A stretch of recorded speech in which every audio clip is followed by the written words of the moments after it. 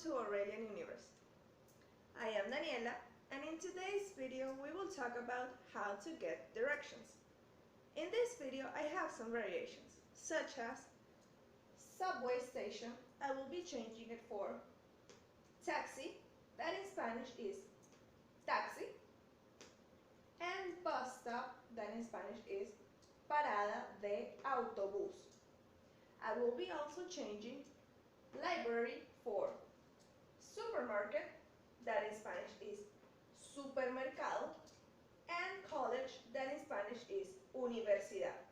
So I will be using all of these variations in the Spanish phrases. So let's go over all of the phrases.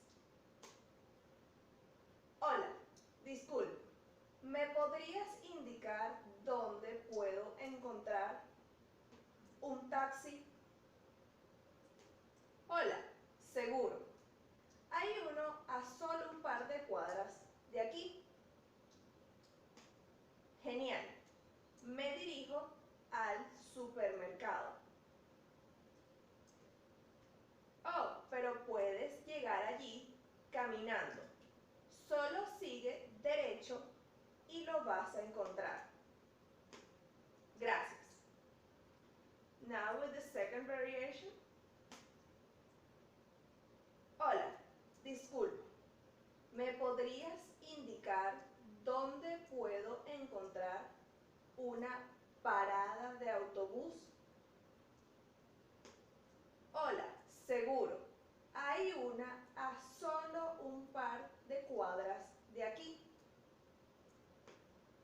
Genial, me dirijo a la universidad.